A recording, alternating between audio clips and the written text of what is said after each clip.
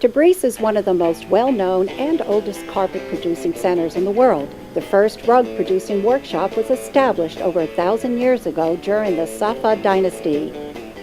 Due to their long history of carpet weaving, the weavers of Tabriz are amongst the most skilled in Persia. Attesting to their pride in producing fine carpets, the master weavers of Tabriz often weave their signature into part of the carpet's border. The design of Tabriz rugs is often floral with a central medallion. The motifs are flowering branches, shrubs, and leaves. In addition to these classic themes, plant and animal motifs also appear in some Tabriz rugs. Tabriz also have subtitles, such as the elegant and refined Tabriz fish, which has tiny geometric fish designs on the border. The pile of Tabriz rugs are wool, silk, or a combination of the two.